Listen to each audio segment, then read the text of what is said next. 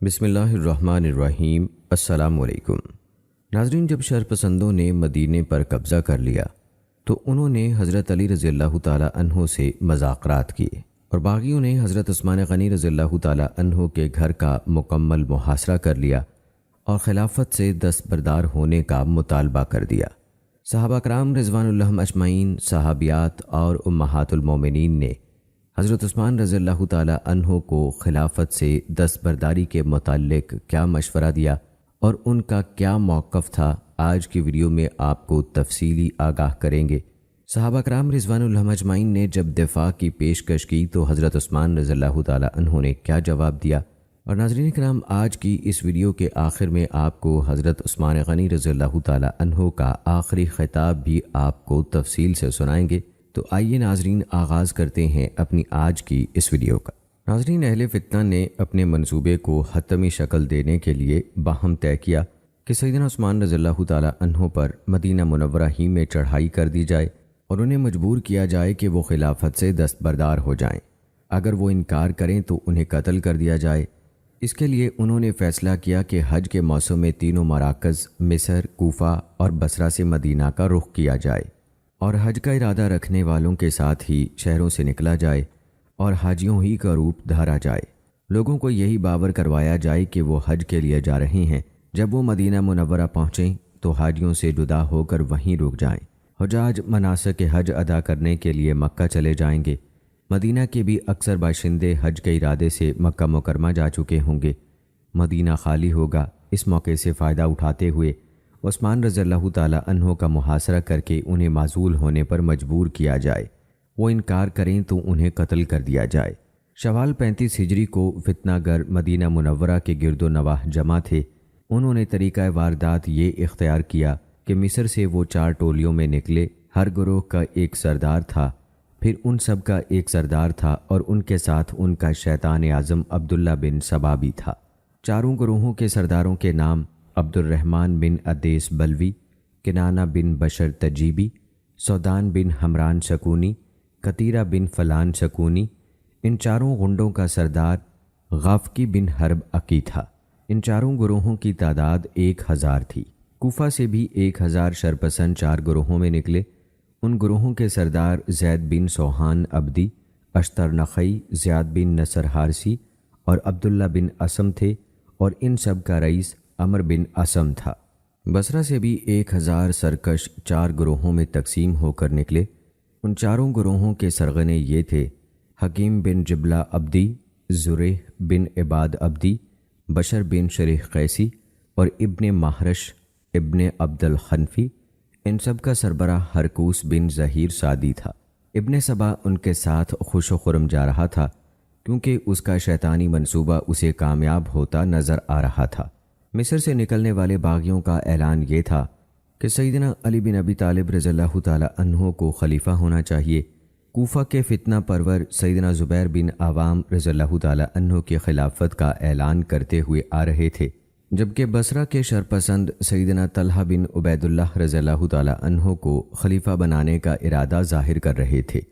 اس سارے پروپیگنڈے کا مقصد یہ باور کرانا تھا کہ صحابہ کرام رضوان اللہ اجمعین بھی اس مسئلے میں ان سے ہم آہنگ ہیں، تاکہ صحابہ کرام رضوان اللہ اجمعین میں پھوٹ پڑ جائے۔ امام آجری اس حوالے سے لکھتے ہیں: اللہ تعالیٰ نے سیدنا علی، طلحہ اور زبیر رضی اللہ تعالی عنہم کو ان فرقوں سے دور رکھا۔ ان شرپسندوں کے ساتھ ان جلیل القدر ہستیوں کا کوئی تعلق نہ تھا۔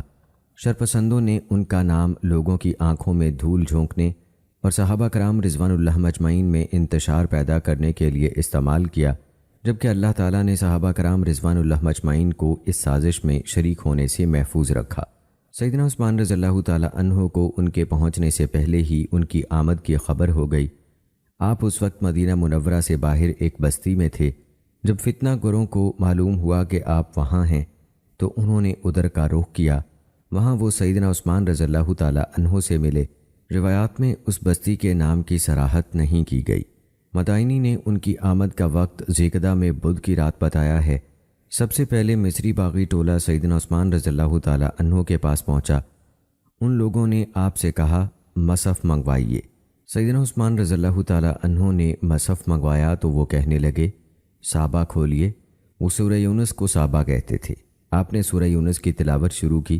جب آپ اس آیت پر پہنچے، کہہ دیجئے بھلا دیکھو تو اللہ نے تمہارے لیے جو رزق نازل کیا، پھر تم نے اس میں سے کچھ حرام اور کچھ حلال ٹھہرا لیا، کہہ دیجئے کیا اللہ نے تمہیں یہ حکم دیا ہے یا تم اللہ پر جھوٹ باندھتے ہو؟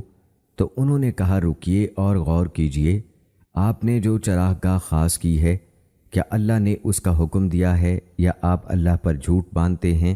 آپ نے فرمایا آگے چلو، اس کی شان نزول تو یہ ہے، اور جہاں تک چراگاہ کو خاص کرنے کا تعلق ہے تو مجھ سے پہلے سیدنا عمر رضی اللہ تعالیٰ عنہ نے صدقے کے اونٹوں کے لیے اسے خاص کیا تھا۔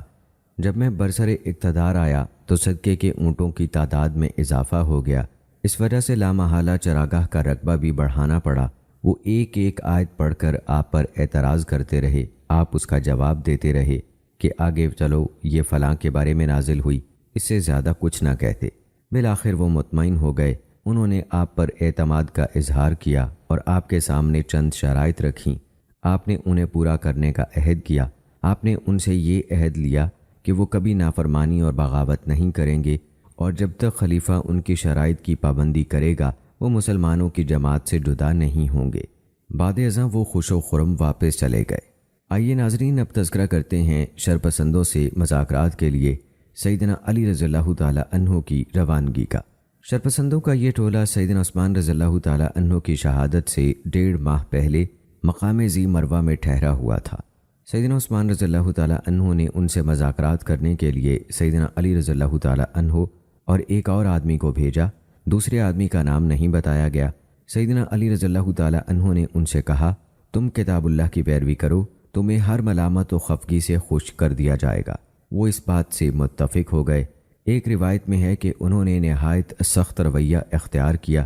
2-3 بار تلخ کلامی ہوئی، پھر وہ آپس میں کہنے لگے کہ یہ رسول اکرم صلی اللہ علیہ وآلہ وسلم کے چچا زاد ہیں، امیر المومنین کے قاصد ہیں اور کتاب اللہ کو پیش کر رہے ہیں، لہٰذا ان کی بات نہ ماننا غیر مناسب ہے۔ بس انہوں نے ان کی بات مان لی اور ان 5 شرائط پر صلح کر لی کہ جلا وطن افراد کو واپس آنے کی اجازت دی جائے، جن کے وظائف بند ہیں ان کے وظائف جاری کیے جائیں، مال فے عام کیا جائے، تقسیم مال میں عدل و انصاف سے کام لیا جائے، امانت دار اور باصلاحیت افراد گورنر مقرر کیے جائیں۔ ان شرائط کو انہوں نے ایک وثیقے کی شکل دی۔ ان شرائط صلح میں یہ بات بھی شامل تھی کہ ابن عامر رضی اللہ تعالیٰ عنہ کو دوبارہ بصرہ کا گورنر مقرر کیا جائے اور ابو موسیٰ اشعری رضی اللہ تعالیٰ عنہ کو بدستور کوفہ کا گورنر رہنے دیا جائے۔ اس طرح سیدنا عثمان رضی اللہ تعالیٰ عنہ نے ہر وفد کے ساتھ مصالحت کی اور تمام وفود اپنے اپنے علاقوں کی طرف واپس روانہ ہو گئے۔ اور ناظرین، پھر ہوتے ہیں سیدنا عثمان رضی اللہ تعالیٰ عنہ اور محاصرہ کرنے والوں کے مابین مذاکرات۔ پھر جب باغیوں نے آپ رضی اللہ تعالیٰ عنہ کے گھر کو پوری طرح گھیرے میں لے لیا تو انہوں نے آپ سے خلافت سے دستبرداری کا مطالبہ کیا اور دھمکی دی کہ اگر آپ دستبردار نہ ہوئے تو آپ کو قتل کر دیا جائے گا۔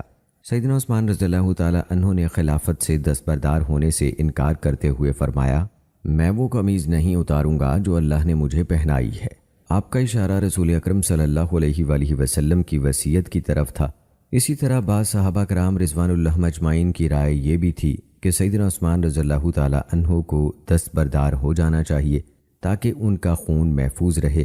ان میں سیدنا مغیرہ بن اخنس رضی اللہ تعالیٰ عنہ بھی شامل تھے، لیکن سیدنا عثمان رضی اللہ تعالیٰ عنہ نے ایسا کرنے سے انکار کر دیا۔ ناظرین، آپ کو بتاتے چلیں، سیدنا ابن عمر رضی اللہ تعالیٰ عنہ کی طرف سے خلافت سے دستبردار نہ ہونے کا مشورہ بھی دیا گیا۔ سیدنا ابن عمر رضی اللہ تعالیٰ عنہ سیدنا عثمان رضی اللہ تعالیٰ عنہ کے پاس آئے تو سیدنا عثمان رضی اللہ تعالیٰ عنہ نے ان سے کہا، دیکھیے، یہ لوگ کہتے ہیں کہ خلافت سے دستبردار ہو جاؤ اور اپنے آپ کو ہلاک نہ کرو۔ سیدنا ابن عمر رضی اللہ تعالیٰ عنہ نے فرمایا، اگر آپ دستبردار ہو گئے تو کیا آپ دنیا میں ہمیشہ رہیں گے؟ سیدنا عثمان رضی اللہ تعالیٰ عنہ نے فرمایا، نہیں۔ انہوں نے فرمایا، اگر آپ دستبردار نہ ہوں تو وہ قتل کرنے سے زیادہ تو کچھ نہیں کر سکتے۔ سیدنا عثمان رضی اللہ تعالیٰ عنہ نے فرمایا، نہیں۔ انہوں نے فرمایا، کیا وہ آپ کو جنت یا جہنم بھیجنے کا اختیار رکھتے ہیں؟ سیدنا عثمان رضی اللہ تعالیٰ عنہ نے فرمایا، نہیں۔ ابن عمر رضی اللہ تعالیٰ عنہ نے فرمایا، میں یہ بات ٹھیک نہیں سمجھتا کہ آپ وہ قمیض اتار دیں جو اللہ نے آپ کو پہنائی ہے۔ اس طرح تو یہ طریقہ چل نکلے گا کہ جب کوئی قوم خلیفہ کو ناپسند کرے گی وہ حملہ کرنے کے لیے اٹھ کھڑی ہوگی اور خلیفہ کو قتل کر دے گی۔ اللہ تعالیٰ ابن عمر سے راضی و خوشنود رہے۔ وہ کس قدر دور اندیش تھے، وہ نہیں چاہتے تھے کہ سیدنا عثمان رضی اللہ تعالیٰ عنہ خلفاء کے لیے کوئی ایسا برا طریقہ جاری کر جائیں جس سے خلفاء کھیل تماشا بن کر رہ جائیں، اور سیدنا عثمان رضی اللہ تعالیٰ عنہ ایسا کرنے والے بھی کہاں تھے۔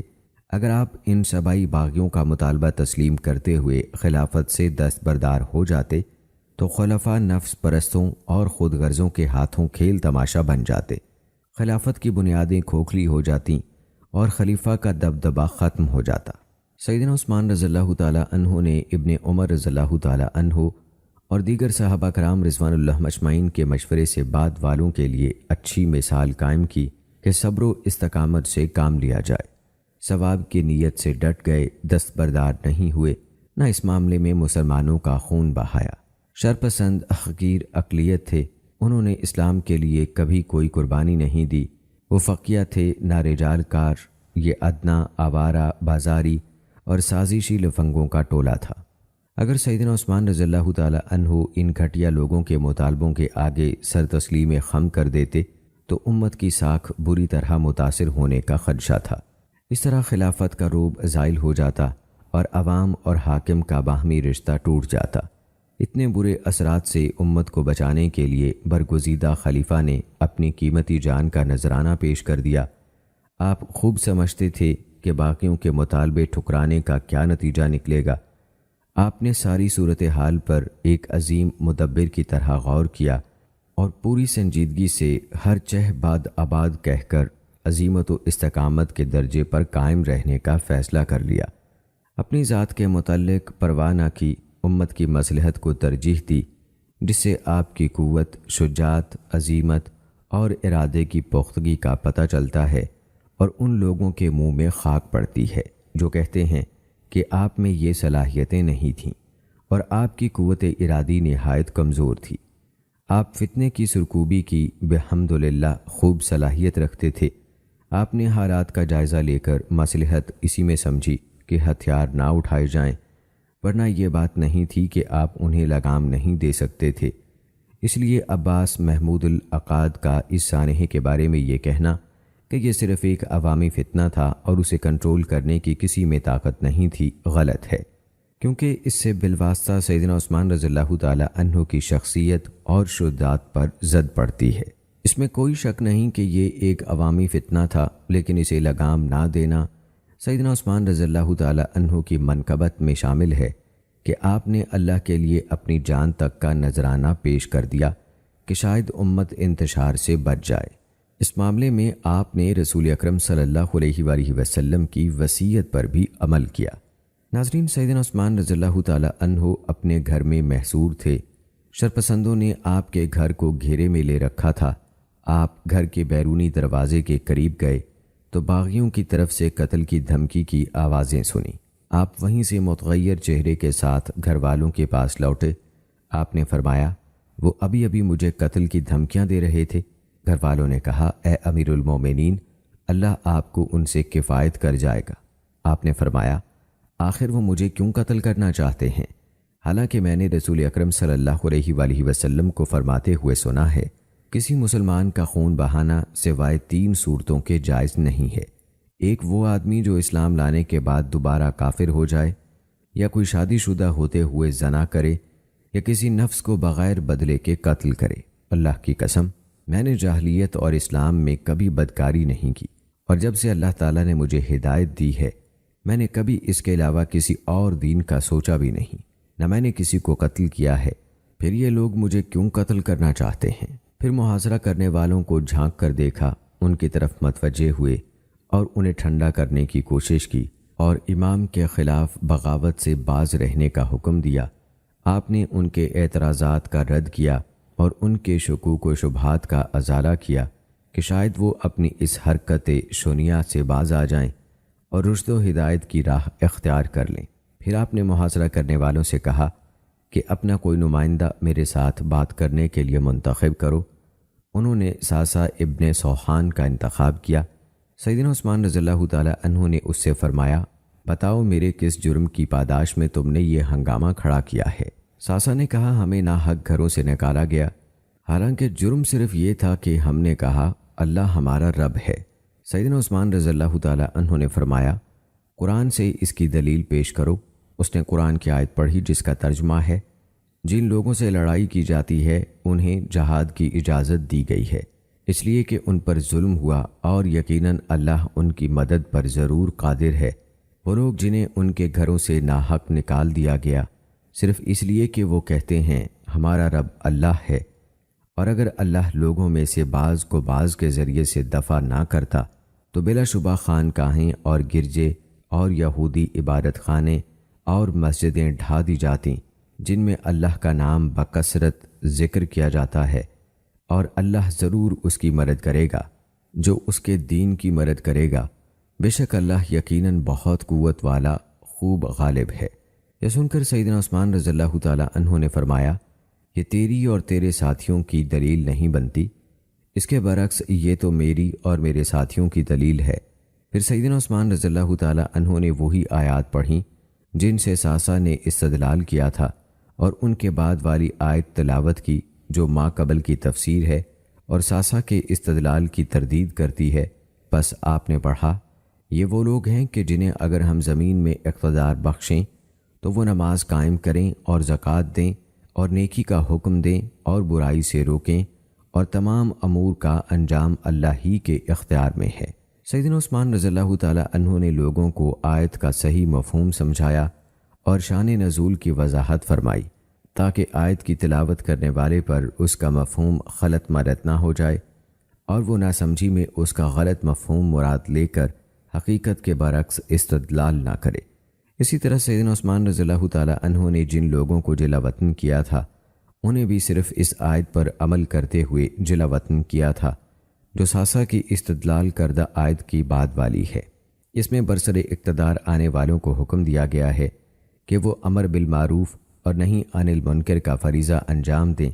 سیدنا عثمان رضی اللہ تعالیٰ عنہ خلیفہ تھے، آپ نے انہیں ان کی بعض زیادتیوں اور فتنہ برپا کرنے کی کوششوں کی وجہ سے جلا وطن کر دیا جو امر بالمعروف اور نہیں عن المنکر کا تقاضا تھا۔ ناظرین، سیدنا عثمان رضی اللہ تعالیٰ عنہ نے صحابہ کرام رضوان اللہ مجمعین کی طرف سے دفاع کی پیشکش مسترد کر دی۔ جب باغیوں نے آپ کا محاصرہ کر لیا اور قتل کی دھمکی دینے لگے تو سیدنا عثمان رضی اللہ تعالیٰ عنہ نے اپنے خادمین کو بھیج کر صحابہ کرام رضوان اللہ مجمعین سے مشورہ کیا تو ان میں مختلف صحابہ کا موقف یہ تھا، جن میں سیدنا علی رضی اللہ تعالیٰ عنہ کا مشورہ تھا۔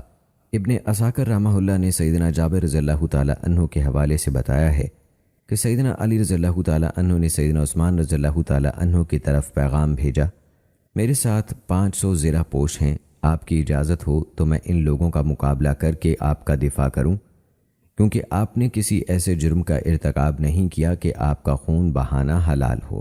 سیدنا عثمان رضی اللہ تعالیٰ عنہ نے فرمایا اللہ آپ کو جزائے خیر عطا فرمائے، میں نہیں چاہتا کہ میری وجہ سے خون خرابہ ہو۔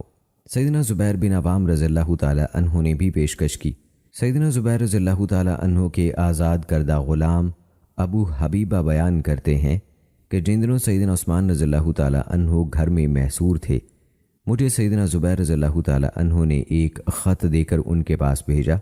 میں ایک گرم دن میں آپ کے پاس گیا، آپ کرسی پر تشریف فرما تھے، آپ کے پاس سیدنا حسن بن علی، ابو ہریرہ، عبداللہ بن عمر اور عبداللہ بن زبیر رضی اللہ تعالیٰ عنہ موجود تھے۔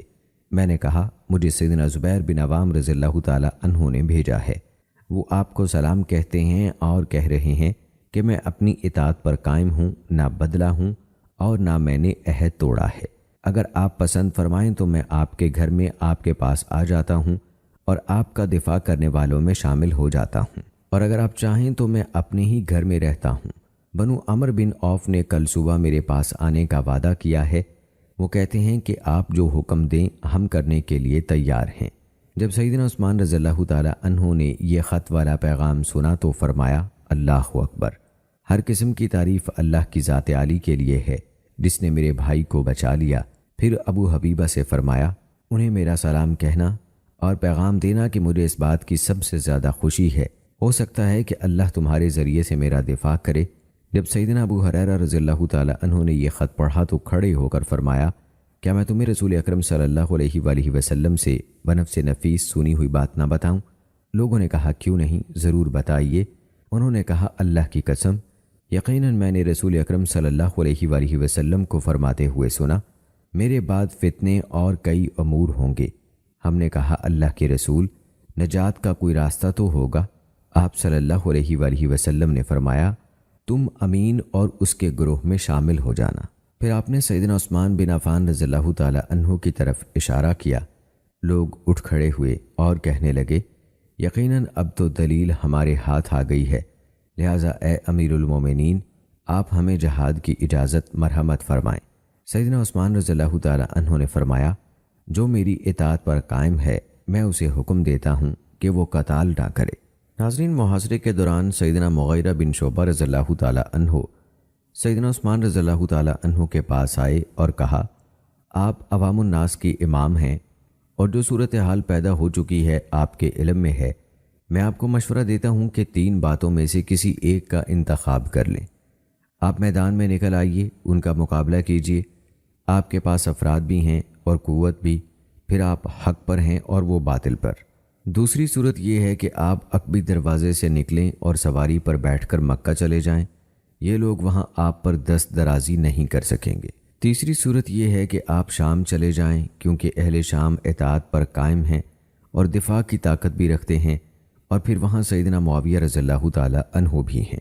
سیدنا عثمان رضی اللہ تعالی عنہ نے جواب دیا، جہاں تک ان سے قتال اور لڑائی کا تعلق ہے تو میں رسول اکرم صلی اللہ علیہ وآلہ وسلم کی امت میں پہلا خون بہانے والا نہیں بننا چاہتا، اور آپ کا یہ کہنا کہ میں مکہ چلا جاؤں اور یہ مجھ پر دست درازی نہیں کریں گے تو وہاں اس لیے نہیں جاؤں گا کہ میں نے رسول اکرم صلی اللہ علیہ وآلہ وسلم سے سنا ہے، قریش کا ایک آدمی مکہ کی بے حرمتی کرے گا اور اس پر پورے نصف عالم جہاں کا عذاب ہوگا، اور میں ایسا شخص ہرگز نہیں بننا چاہتا۔ اور آپ کا یہ کہنا کہ میں شام چلا جاؤں کہ اہل شام باوفا اور لڑائی کی صلاحیت رکھنے والے لوگ ہیں، اور پھر سیدنا معاویہ رضی اللہ تعالی عنہ وہاں کے امیر ہیں، تو میں اپنا دارالہجرت اور رسول اکرم صلی اللہ علیہ وآلہ وسلم کا پڑوس چھوڑ کر کہیں نہیں جانا چاہتا۔ ناظرین، صحابہ کرام رضوان اللہ اجمعین نے سیدنا عثمان رضی اللہ تعالی عنہ کے دفاع کا پختہ عزم کر لیا، اور بعض آپ کے گھر میں داخل ہو گئے، لیکن سیدنا عثمان رضی اللہ تعالی عنہ نے انہیں سختی سے روک دیا اور انہیں ہر صورت لڑائی سے باز رہنے اور تلوار نہ اٹھانے کا حکم دیا، جس کی وجہ سے وہ آپ کا دفاع نہ کر سکے، اور ان کا عزم صرف خواہش تک محدود رہا۔ ان حضرات میں سے ایک سیدنا عبداللہ بن زبیر رضی اللہ تعالی عنہ تھے۔ انہوں نے سیدنا عثمان رضی اللہ تعالی عنہ سے درخواست کی کہ آپ ان سے لڑائی کریں۔ اللہ کی قسم، اللہ تعالیٰ نے آپ کے لیے ان سے لڑائی کرنا حلال کیا ہے۔ سیدنا عثمان رضی اللہ تعالی عنہ نے فرمایا، نہیں، اللہ کی قسم، میں ان سے کبھی لڑائی نہیں کروں گا۔ ایک روایت میں ہے کہ ابن زبیر رضی اللہ تعالی عنہ نے کہا، اے امیر المومنین، آپ کے ساتھ گھر میں ایک سمجھدار گروہ موجود ہے، اللہ تعالیٰ تو اس سے بھی کم عدد کی مدد کرتا ہے، آپ ہمیں لڑائی کی اجازت دیں۔ سیدنا عثمان رضی اللہ تعالی عنہ نے فرمایا، میں اللہ کی قسم دے کر منع کرتا ہوں کہ کوئی شخص میری وجہ سے اپنا خون نہ بہائے۔ پھر گھر میں موجود افراد پر ابن زبیر رضی اللہ تعالی عنہ کو امیر مقرر کر کے فرمایا، جو میری اطاعت پر قائم ہے وہ عبداللہ بن زبیر کی بات مانے۔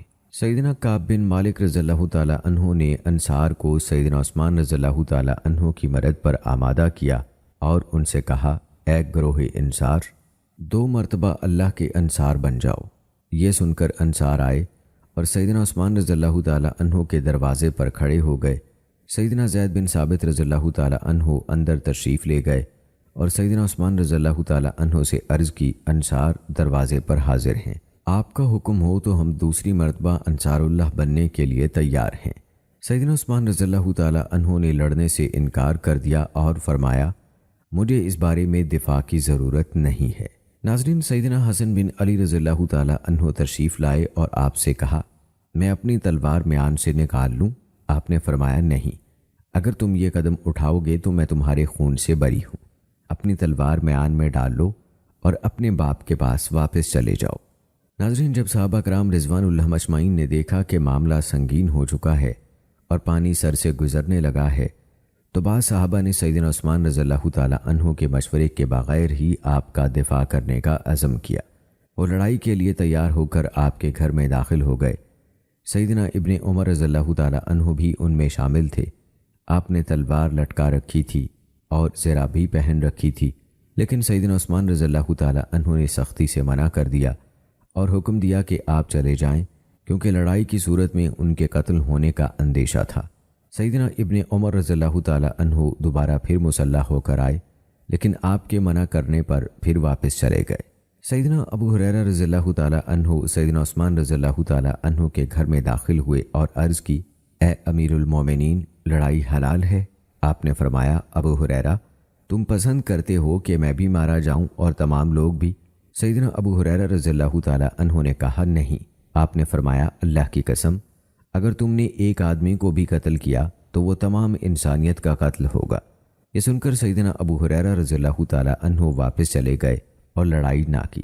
ناظرین، جب صحابہ نے دیکھا کہ سیدنا عثمان رضی اللہ تعالی عنہ باغیوں سے کسی صورت بھی لڑائی کرنے کی اجازت نہیں دے رہے اور وہ آپ کو قتل کرنے پر تلے ہوئے ہیں، تو ان کے پاس حمایت کرنے کا ایک ہی راستہ تھا کہ وہ آپ کو بحفاظت وہاں سے مکہ نکال کر لے جائیں تاکہ آپ کو خارجیوں کے شر سے بچایا جا سکے۔ چنانچہ یہ مروی ہے کہ سیدنا عبداللہ بن زبیر، مغیرہ بن شعبہ اور اسامہ بن زید رضی اللہ تعالی عنہ نے آپ کو علیحدہ علیحدہ پیشکش کی کہ ہم آپ کو بحفاظت مکہ لے جاتے ہیں، لیکن سیدنا عثمان رضی اللہ تعالی عنہ نے یہ تمام پیشکشیں مسترد کر دیں۔ لیکن ناظرین، سوال یہ پیدا ہوتا ہے کہ آخر سیدنا عثمان رضی اللہ تعالی عنہ کی طرف سے جنگ سے کنارہ کشی کے اسباب کیا تھے؟ تو آئیے آپ کو بتاتے ہیں کہ فتنے کے بارے میں مروی روایات کے تتبع اور ان میں غور و فکر کرنے سے معلوم ہوتا ہے کہ اس کی 5 وجوہات تھیں۔ نمبر 1، رسول اکرم صلی اللہ علیہ وآلہ وسلم نے سیدنا عثمان رضی اللہ تعالی عنہ کو رازدارانہ طور پر وصیت کی تھی۔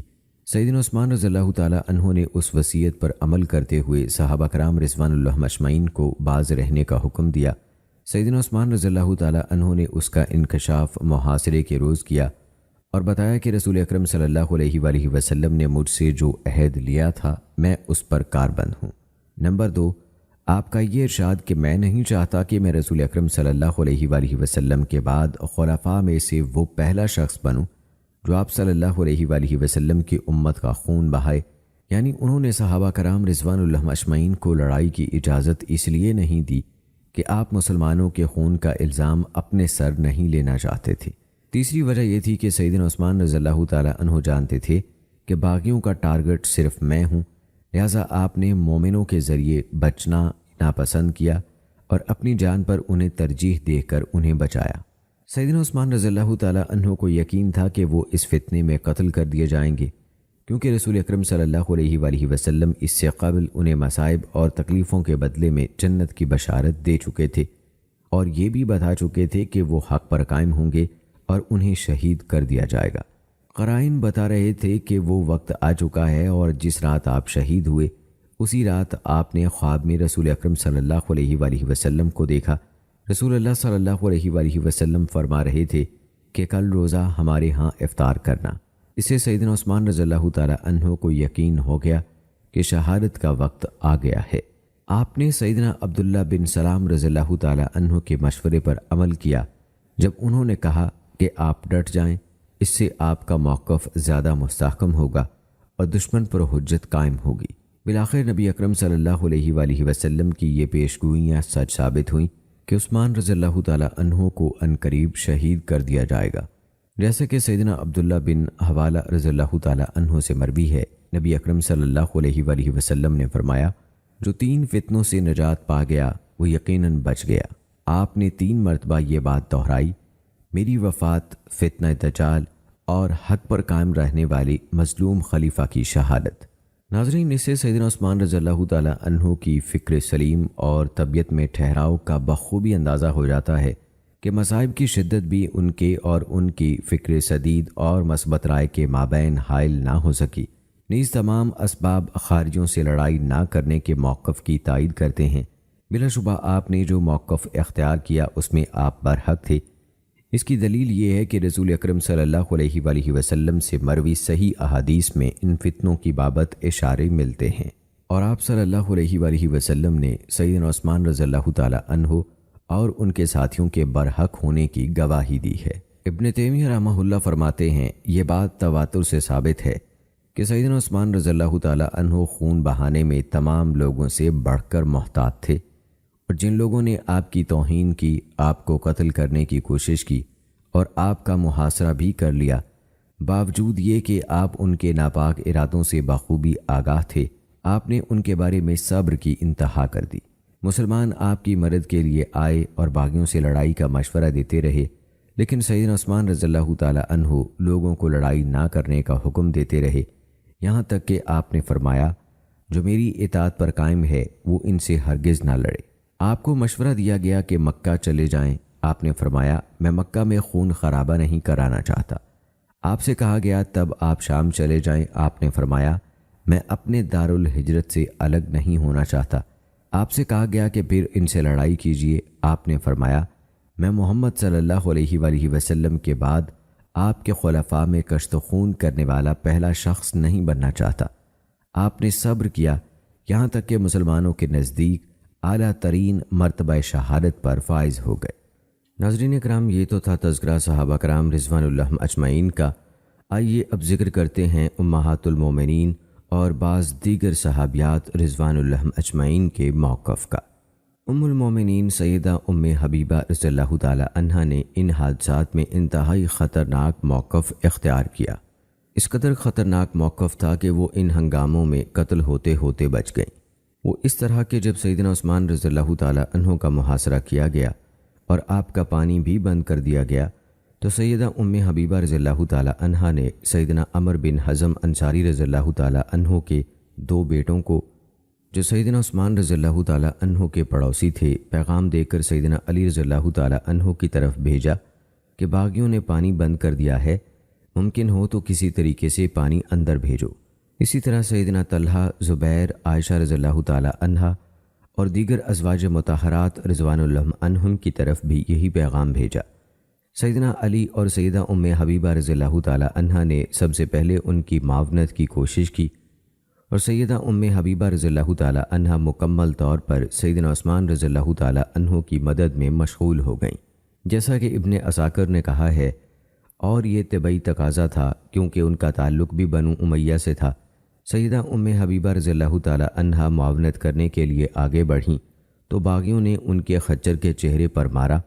سیدہ ام حبیبہ رضی اللہ تعالی عنہا نے فرمایا، بنو امیہ کے کچھ افراد کی وصیتیں عثمان رضی اللہ تعالی عنہ کے پاس ہیں، میں ان سے مل کر ان وصیتوں کے متعلق پوچھنا چاہتی ہوں تاکہ یتیموں اور بیوگان کے اموال ضائع نہ ہو جائیں۔ باغیوں نے کہا کہ آپ جھوٹ بولتی ہیں، پھر وہ آپ پر حملہ آور ہوئے اور آپ کے خچر کی رسی تلوار سے کاٹ دی۔ خچر ام حبیبہ رضی اللہ تعالی عنہا کو لے کر بھاگ کھڑا ہوا۔ لوگوں نے اسے پکڑنے کی کوشش کی۔ سیدہ ام حبیبہ رضی اللہ تعالی عنہا ایک طرف لڑک گئیں، لوگ خچر سے چمٹ گئے اور اسے پکڑ لیا۔ سیدہ ام حبیبہ رضی اللہ تعالی عنہا بال بچیں، پھر لوگ انہیں ان کے گھر لے گئے۔ بعض شواہد سے معلوم ہوتا ہے کہ سیدہ ام حبیبہ رضی اللہ تعالی عنہا نے اپنے غلام ابن جراح کو بھی حکم دیا کہ وہ سیدنا عثمان رضی اللہ تعالی عنہ کے ساتھ رہے۔ اتنے شدید ہنگاموں کے باوجود ابن جراح آخری وقت تک سیدنا عثمان رضی اللہ تعالی عنہ کے ساتھ رہے۔ ناظرین، سیدہ صفیہ رضی اللہ تعالی عنہا نے بھی سیدہ ام حبیبہ رضی اللہ تعالی عنہا کا موقف اختیار کیا۔ کنانہ بن عدی سے مروی ہے کہ میں سیدہ صفیہ رضی اللہ تعالی عنہا کی سواری کی لگام تھامے ہوئے تھا اور وہ سیدنا عثمان رضی اللہ تعالی عنہ کا دفاع کرنا چاہتی تھیں۔ راستے میں اشتر ملا، اس نے آپ کے خچر کے چہرے پر مارا یہاں تک کہ آپ گر گئیں۔ اس پر آپ نے فرمایا، مجھے چھوڑ دو، یہ مجھے رسوا نہیں کر سکتا۔ بعد ازاں اپنے گھر کی چھت سے سیدنا عثمان رضی اللہ تعالی عنہ کے گھر کی چھت تک لکڑی کا پل بنایا۔ وہ اس پل کے ذریعے کھانا اور پانی سیدنا عثمان رضی اللہ تعالی عنہ کے گھر منتقل کرتی رہیں۔ ناظرین، سیدہ ام حبیبہ رضی اللہ تعالی عنہ کے ساتھ بدتمیزی لوگوں پر بہت گراں گزری۔ اسی وجہ سے سیدہ عائشہ رضی اللہ تعالی عنہا باغیوں پر برہم ہو کر مدینہ چھوڑ کر چلی گئیں۔ مروان بن حکم نے ان سے گزارش کی کہ ام المومنین، اگر آپ یہاں رہتیں تو ممکن تھا کہ لوگ سیدنا عثمان رضی اللہ تعالیٰ عنہ کی حفاظت کر سکتے۔ اس پر سیدہ عائشہ رضی اللہ تعالیٰ عنہ نے فرمایا، کیا تم چاہتے ہو کہ میرے ساتھ بھی وہی سلوک کیا جائے جو ام حبیبہ رضی اللہ تعالیٰ عنہ کے ساتھ کیا گیا؟ پھر مجھے کوئی ایسا شخص بھی نہ ملے جو میری حفاظت کر سکے۔ اللہ کی قسم، میں آر نہیں دلائی جاؤں گی، کوئی ایسا اقدام نہیں کروں گی جو باعث ملامت ہو۔ مجھے نہیں معلوم کہ ان لوگوں کا معاملہ کہاں تک پہنچے گا۔ سیدہ عائشہ رضی اللہ تعالیٰ عنہ کا مدینہ چھوڑنے کا مقصد یہ تھا کہ شاید ان کے اس طرح احتجاجاً چلے جانے کی وجہ سے خارجیوں کو حیا آئے اور وہ اپنے ناپاک مقاصد سے باز آ جائیں۔ پھر تمام امہات المومنین نے حج کے ارادے سے وہاں سے چلے جانے کی تیاری کر لی۔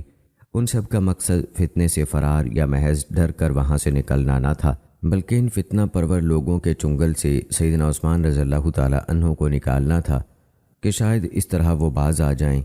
ان فتنہ پرور لوگوں میں سیدہ عائشہ رضی اللہ تعالیٰ عنہ کا بھائی محمد بن ابو بکر بھی تھا۔ سیدہ عائشہ رضی اللہ تعالیٰ عنہ نے اسے اپنے ساتھ لے جانے کی کوشش کی، لیکن اس نے انکار کر دیا۔ اس کی دلیل یہ ہے کہ یہ معاملہ اتنا توجہ طلب تھا کہ سیدنا حنظلہ کاتب رضی اللہ تعالیٰ عنہ بھی محمد بن ابو بکر کے انکار سے خوفزدہ ہو گئے۔ انہوں نے محمد بن ابو بکر سے کہا، اے محمد، ام المومنین سیدہ عائشہ رضی اللہ تعالیٰ عنہ تمہیں اپنے ساتھ چلنے کے لیے کہتی ہیں تو تم ان کے ساتھ نہیں جاتے، مگر یہ عرب کے بھیڑیے تمہیں ناجائز کام کی دعوت دیتے ہیں، تم ان کے پیچھے لگ جاتے ہو۔ لیکن محمد بن ابو بکر نے پھر بھی انکار کر دیا۔ سیدہ عائشہ رضی اللہ تعالیٰ عنہ نے فرمایا، اللہ کی قسم، اگر میرے بس میں ہوتا تو میں لوگوں کو ضرور ان کی کوششوں سے روکتی۔ سیدہ عائشہ رضی اللہ تعالیٰ عنہ کا اپنے بھائی کو روکنا اور اظہار افسوس کرنا اس بات کی واضح دلیل ہے کہ آپ حملہ آوروں کو کسی طریقے سے منتشر کرنا چاہتی تھیں، اور آپ کے مکہ جانے کا اعلان بھی اس لیے تھا کہ عوام الناس ان کے جانے کی خبر سن کر حملہ آوروں کے خلاف ہو جائیں۔ امام ابن العربی نے بڑے وثوق سے یہ رائے دی ہے۔ وہ کہتے ہیں یقیناً یہ بات مروی ہے کہ امہات المومنین رضی اللہ تعالیٰ عنہم اور دیگر صحابہ کرام رضوان اللہ مجمعین نے باغیوں کا ہنگامہ ختم کرنے کے لیے مدینہ سے چلے جانے کا ارادہ کیا۔ انہیں یہ امید تھی کہ یہ لوگ جب اپنی ماؤں کو مدینہ منورہ سے نکلتا دیکھیں گے تو اپنے نبی کی حرمت کا پاس کرتے ہوئے انہیں واپس لانے کی کوشش کریں گے اور ان کی بات غور سے سنیں گے، جس کے لیے وہ آفاق عالم سے ان کی جانب قصد کرتے تھے۔ یعنی ان کے نکلنے کا مقصد لوگوں کے اس ہجوم کو کسی طرح منتشر کرنا تھا، کیونکہ لوگوں میں یہ بات معروف تھی کہ وہ امہات المومنین کی آراء اور فتاویٰ کے منتظر رہتے تھے۔ یہ بات تو امہات المومنین کے تصور میں بھی نہیں تھی کہ معاملہ اس قدر سنگین ہو جائے گا کہ شر پسند خلیفہ کو قتل کر دیں گے۔ سیدہ اسماء بنت امیس رضی اللہ تعالیٰ عنہا نے بھی اپنے دونوں بیٹوں کو سمجھانے کی بھرپور کوشش کی۔ انہوں نے اپنے دونوں بیٹوں محمد بن ابو بکر اور محمد بن جعفر کو پیغام بھیجا کہ وہ اپنے فاسد عزائم سے باز آ جائیں۔ انہوں نے فرمایا، چراغ خود جلتا ہے اور دوسروں کو روشنی دیتا ہے، لہٰذا تم ایسے معاملے میں گناہ کے مرتکب نہ ٹھہرو جس میں تمہارا روئے سخن ایسے شخص کی طرف ہے جو تمہارے بارے میں گناہ کا مرتکب نہیں ہوا۔ اس نے تم پر کوئی زیادتی نہیں کی، جو کچھ تم آج کر رہے ہو یہ کل غیروں کے ہاتھوں میں چلا جائے گا، یعنی دوسرے اس سے فائدہ اٹھائیں گے، لہٰذا تم اپنے موجودہ اقدامات سے بچو، مبادا یہ اقدامات کل تمہارے لیے باعث ندامت ہوں۔ لیکن ان دونوں نے ضد کی، اپنے رویے پر قائم رہے۔ وہ شور مچا کر اور غضبناک ہو کر یہ کہتے ہوئے نکل گئے، عثمان نے ہمارے ساتھ جو کچھ کیا ہے وہ ہم نہیں بھولیں گے۔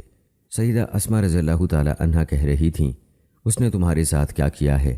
کیا اس نے تمہیں احکام الہی کی پابندی کا حکم نہیں دیا؟ بعض کہتے ہیں کہ یہ گفتگو لیلہ بنت اسماء اور اس کے بھائیوں کے درمیان ہوئی تھی۔ مذکورہ گفتگو میں سیدہ اسماء بنت امیس رضی اللہ تعالیٰ عنہا کا اشارہ اس طرف تھا کہ جب مختلف شہروں کے باغی آئے، انہوں نے سیدنا عثمان رضی اللہ تعالیٰ عنہ سے تبادلہ خیال کیا اور آپ نے انہیں دلائل کے ذریعے سے مطمئن کر دیا، تو انہوں نے یہ ظاہر کیا کہ وہ واپس جا رہے ہیں، لیکن وہ جلد ہی یہ دعویٰ کرتے ہوئے واپس آ گئے کہ سیدنا عثمان رضی اللہ تعالیٰ عنہ نے اپنے گورنر کو یہ پیغام بھیجا ہے کہ وہ کچھ لوگوں کو قتل کر دیں۔ ان کے دعوے کے مطابق ان میں محمد بن ابو بکر بھی تھا۔ شاید محمد بن ابو بکر نے اسی بات کی طرف اشارہ کرتے ہوئے کہا، عثمان نے جو کچھ ہمارے ساتھ کیا ہم اسے نہیں بھول سکتے۔ سیدنا عثمان رضی اللہ تعالیٰ عنہ نے اس خط سے لا علمی اور لا تعلقی کا اظہار کرتے ہوئے فرمایا، اگر تم سچے ہو تو اس پر 2 گواہ پیش کرو، بصورت دیگر مجھ سے قسم لے لو کہ میں نے یہ خط لکھا ہے نہ اس کا حکم دیا ہے۔ اور ایسا عموماً ہوتا ہے کہ کوئی تحریر کسی آدمی کی طرف سے لکھ کر اس کی طرف منسوب کر دی جاتی ہے اور 2 نمبر مہر بھی بنا لی جاتی ہے۔ سیدہ اسماء رضی اللہ تعالی عنہا صورتحال سے آگاہ تھیں اور وہ اندرون خانہ ہونے والی خفیہ سازشوں کو بھانپ گئی تھیں، جن کا مقصد مسلمانوں کے حالات خراب کرنا اور سیدنا عثمان رضی اللہ تعالی عنہ کو خلافت سے معزول کرنا تھا۔ اس لیے انہوں نے اپنی مامتا کا لحاظ کیے بغیر اپنے بیٹوں پر واضح کیا کہ ان کا موقف درست نہیں ہے۔ اتنا بڑا اقدام اور بیٹوں کے موقف کی تردید صرف حق کو واضح کرنے کے لیے ہی ہو سکتی ہے، اور یہ موقف بلا شبہ معمول نہیں۔ اس سے صحابہ کرام رضوان اللہ مجمعین کی حق گوئی اور عدالت کی روشن تصویر ہمارے سامنے آ جاتی ہے۔ ناظرین، جب سیدنا عثمان رضی اللہ تعالیٰ عنہ کا محاصرہ شدید ہو گیا تو صابہ بنت حضرمی رضی اللہ تعالیٰ عنہ نے اپنے بیٹے طلحہ بن عبید اللہ کو سیدنا عثمان رضی اللہ تعالیٰ عنہ کے پاس بھیجا کہ وہ جا کر ان سے درخواست کریں کہ وہ صحابہ کرام رضوان اللہ اجمعین اور دیگر شہروں کے باشندوں کو ان کا دفاع کرنے کی اجازت دیں اور خود اکیلے اپنے آپ کو دشمنوں کے سپرد کرنے پر اصرار نہ کریں۔ پھر صحابہ رضی اللہ تعالیٰ عنہ خود نکلیں اور اپنے بیٹے طلحہ بن عبید اللہ سے کہا، عثمان رضی اللہ تعالیٰ عنہ کا محاصرہ شدید ہو گیا ہے، لہٰذا تم جاؤ اور ان سے بات کرو تاکہ وہ تنہا مقابلہ کرنے کی ضد نہ کریں۔ اس سے معلوم ہوتا ہے کہ صحابہ رضی اللہ تعالیٰ عنہ خائف تھیں مبادا سیدنا عثمان رضی اللہ تعالیٰ عنہ کو نقصان پہنچ جائے۔ اسی طرح سیدہ عبداللہ بن رافع نے بھی دفاع عثمان کا اہتمام کیا۔ صحابہ بنت حضرمی رضی اللہ تعالیٰ عنہ سے یہ واقعہ نقل کرنے والی عبداللہ بن رافع ہی ہیں۔ تقریباً یہی موقف تمام مسلمان عورتوں کا تھا، اور سنگین حالات اور معاملات کے التباس کے باوجود ان کا موقف نہایت معتدل تھا۔ اس سے ان کی وسعت نظر کا بھی اندازہ ہوتا ہے۔ بہرحال تمام صحابہ کا یہی موقف تھا۔ اور آئیے ناظرین، اب ویڈیو کے آخر میں سیدنا عثمان رضی اللہ تعالیٰ عنہ کا آخری خطاب بھی آپ کو سناتے ہیں۔ سیدنا عثمان رضی اللہ تعالیٰ عنہ نے عبداللہ بن عباس رضی اللہ تعالیٰ عنہ کو ذمہ داری سونپی کہ وہ اس سال لوگوں کو خطبہ حج دیں۔ ابن عباس رضی اللہ تعالیٰ عنہ نے عرض کی، امیر المومنین، مجھے اپنے ساتھ رہنے دیجیے تاکہ میں ان یعنی خوارج کا مقابلہ کروں۔ اللہ کی قسم، ان خارجیوں سے جنگ کرنا مجھے حج سے زیادہ محبوب ہے۔ سیدنا عثمان رضی اللہ تعالیٰ عنہ نے فرمایا، میرا حکم ہے کہ آپ لوگوں کو حج کا خطبہ دیں۔ اب ابن عباس رضی اللہ تعالیٰ عنہ کے پاس ماننے کے سوا کوئی چارہ کار نہ تھا۔ سیدنا عثمان رضی اللہ تعالیٰ عنہ نے ایک خط لکھ کر ابن عباس رضی اللہ تعالیٰ عنہ کو دیا کہ وہ یہ خط خطبہ حج میں لوگوں کو سنائیں۔ اس میں آپ نے باغیوں کی صورتحال واضح فرمائی، اپنا موقف اور ان کے مطالبات بھی بیان کیے۔ خط کا متن یہ تھا، بسم اللہ الرحمن الرحیم، اللہ کے بندے امیر المومنین عثمان کی طرف سے مومنوں اور مسلمانوں کے نام، تم پر سلامتی ہو۔ میں تمہارے سامنے اس اللہ کی تعریف کرتا ہوں جس کے سوا کوئی معبود برحق نہیں۔ اما بعد، میں تمہیں اللہ جل شانہ کے بارے میں وصیت کرتا ہوں جس نے تم پر انعام و اکرام کیے، تمہیں اسلام کی تعلیم سے روشناس کرایا، گمراہی کے اندھیروں سے نکالا، نور ہدایت عطا کیا، کفر سے نجات بخشی اور تمہیں واضح نشانیاں دکھائیں، رزق کی فراوانی فرمائی، دشمن کے خلاف تمہاری مدد کی اور اپنی نعمت تم پر پوری کی۔ ارشاد باری تعالیٰ ہے، اور اس ذات عالی کا قول برحق ہے، اور اس نے تمہیں ہر وہ چیز دی جو تم نے اس سے مانگی، اور اگر تم اللہ کی نعمتیں گنو تو انہیں شمار نہ کر سکو گے۔ بے شک انسان بڑا ظالم نہایت ناشکرا ہے۔ اور اللہ تعالیٰ کا فرمان ہے، اے ایمان والو، اللہ سے اس طرح ڈرو جس طرح اس سے ڈرنے کا حق ہے، اور تمہیں موت نہ آئے مگر اس حالت میں کہ تم مسلمان ہو، اور سب مل کر اللہ کی رسی کو مضبوطی سے پکڑ لو اور جدا جدا نہ ہو، اور تم اپنے آپ پر اللہ کی اس نعمت کو یاد کرو جب تم ایک دوسرے کے دشمن تھے، پھر اس نے تمہارے دلوں میں الفت ڈال دی اور تم اس کے احسان سے بھائی بھائی بن گئے، اور تم آگ کے گڑھے کے کنارے پر تھے، پھر اس نے تمہیں اس میں گرنے سے بچا لیا۔ اللہ اسی طرح تمہارے لیے اپنی آیتیں بیان کرتا ہے، شاید کہ تم ہدایت پاؤ۔ اور تم میں سے ایک جماعت ایسی ہونی چاہیے جو خیر کی طرف بلائے اور نیک کاموں کا حکم دے اور برے کاموں سے روکے، اور وہی لوگ فلاح پانے والے ہیں۔ اور تم ان لوگوں کی طرح نہ ہو جاؤ جو فرقوں میں بٹ گئے، اور ان کے پاس واضح نشانیاں آ جانے کے بعد انہوں نے ایک دوسرے سے اختلاف کیا، اور ان لوگوں کے لیے بہت بڑا عذاب ہے۔ اور اللہ تعالیٰ کا ارشاد ہے، اور تم پر اللہ کی جو نعمت ہوئی اسے یاد رکھو، اور وہ عہد بھی یاد رکھو جو اس نے تم سے معاہدہ کیا، جب تم نے کہا کہ ہم نے سنا اور اطاعت کی، اور اللہ سے ڈرو، بے شک اللہ سینوں کے راز خوب جانتا ہے۔ نیز اس ذات برحق کا مبنی برحق فرمان ہے، اے ایمان والو، اگر کوئی نافرمان تمہارے پاس کوئی خبر لائے تو تحقیق کر لیا کرو، تاکہ تم کسی قوم کو نادانی سے تکلیف نہ پہنچاؤ کہ پھر تم اپنے کیے پر پچھتاتے پھرو۔